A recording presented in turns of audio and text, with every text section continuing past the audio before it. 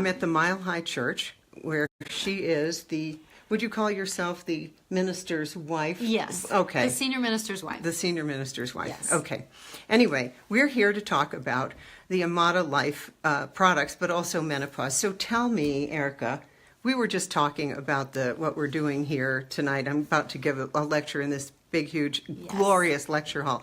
But Erica said, I love these products. They've been a game changer for me for the menopausal transition. So first of all, can you tell me what was going on before you discovered them?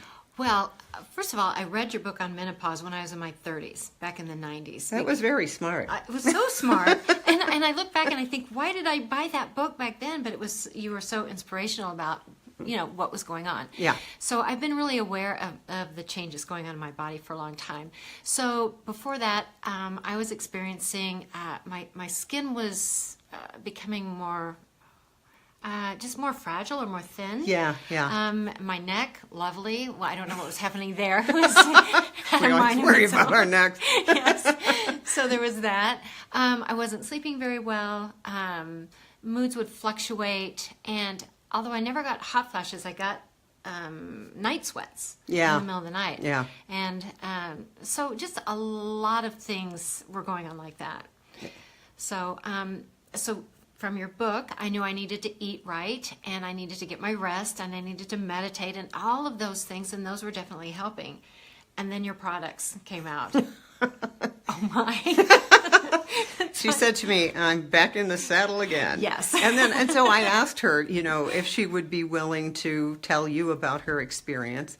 So what is the ones that you have liked the most, that have made a difference? Okay, well, let's see. It's this. Yeah, this is the Prairie Mirifica Plus, which is it's the root Prairie Mirifica from a Thai plant. It's been used for over 700 years in Thailand, and there's one specific genus and species that has to be harvested at exactly the right time. They're wild crafted by Thai people. It's government sponsored, and it's very cool what they do.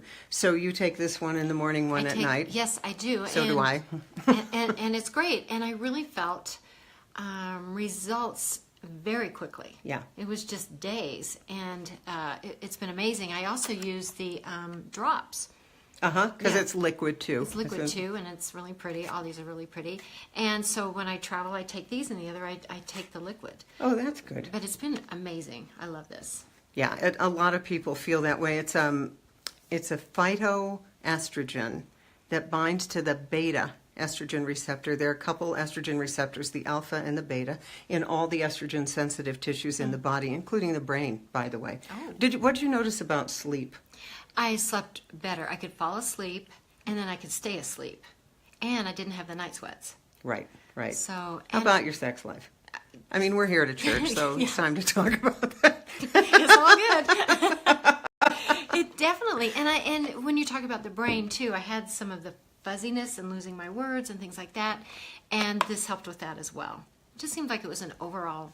Well, that's because the estrogen receptors go all over the place in the body. Yes. And I think a lot of the menopausal transition is not exactly estrogen levels falling. It's the hormonal level doing this. They're going up and down, and we don't really know what causes the hot flashes, but we do know that we think it's from falling estrogen levels or falling testosterone levels. So it's the delta, what they call the delta between the two, this level and that level, and changing so quickly. And a lot of women still have hot flashes in their 60s, by the way, and a lot of that is norepinephrine and cortisol, and it's stress. Do you notice any difference? Now, you're really very fit and very thin.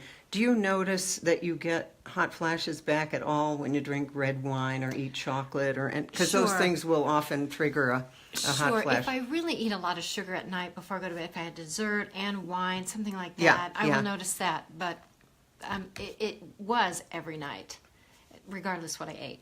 So Okay. This is definitely, and they're very much lessened. I will say that. Okay. So great. Is there any other thing that you use? I sent her some of my skincare products just to see. I love them myself. Oh my gosh! Well, let's see what we got here. We've got the eye cream. Where's the? Is this the eye? toner. No, but there's two. There's an eye serum and an eye Okay, cream. the eye serum and the eye cream. I love those. I love this because it's such a light feel to it. It's not greasy. Yeah. And it soaks in, you can tell, and it still gives a nice base for my makeup to Yeah, go on. yeah. So I love that. All Yay. right, the eye cream. The eye cream and and the facial cream and serum. Yeah. Yay. Yeah, we got those. These But are the good. active ingredient is the Praeria mirifica, and what it does is it thickens collagen in the skin. Plus, there's a lot of botanicals in there, good plant things. I noticed a question coming across the airwaves here was someone had had a total hysterectomy. Again, total hysterectomy means that the uterus is gone and the ovaries are gone, though I have to say something that's important for everyone to hear. When you've had any organs removed, the body still feels whole to your soul. So I don't want you to think you've permanently lost something. People feel like such a loss. And so the ovaries are there and the uterus is there in your energetic body. That said, if you have your ovaries removed, your major source of your major source of testosterone and estrogen and progesterone is compromised, because here's what has to happen. The ovaries and the adrenal glands are intimately connected. And for many women, the reason they're having menopausal symptoms is that the adrenals are so tired by the time you reach menopause, because that's the time when your kids are going to college. What's happening with you, though, the FSH and LH, those are the follicle stimulating hormone, luteinizing hormone in your brain. They are starting to get really high. And so it's a wiring of wisdom in your brain. But many women at menopause, and see if you found this, really feel like going into a cave. It's like life asks you to go, like, take your kids on college tours. Have you done that? I have done that. Yes. That is stressful. Yes, it is. Okay, but there's a part of you that really just says, I wish I could go into a cave. If I could just go in a cave. That's why women have called menopause a pause from men. It doesn't need to be, but it's a deep going into your essential self. And that needs to happen in some regard, whether you use anything or not. But I call the menopausal transition this crossroads. Did you find this? Where you're at a crossroads. One road says grow, one road says die. Definitely. Yeah. Definitely. Yeah, and so the products I developed, I did a lot. You might have seen me on Oprah with Suzanne Summers and all that, and the bioidentical hormones, and so there's still dangers from those. So I was very interested when I found the herb Praeria mirifica, because it could do as an herb without a prescription all the stuff that the prescription bioidenticals could do, but without any of the prescriptions or side effects or anything like that. It's true, and I have not been on. I was on bioidentical. Oh, you were, so... I got great help from that, but then I started feeling nervous about it after about a year and a half, like, why am I on this, and what's the research? And the research is all over the place. I mean, so there's research that says it's a really good deal, and research that says be careful. And it's interesting that your inner wisdom said, I'm kind of nervous about this. Now, for those of you who are on the bioidenticals and they're working, God love you, just stick with it. Yeah, That's yeah, fine. yeah. That's fine. But for an alternative, this Praeria mirifica is good. There's a little link there, amatalife.com, if you're interested.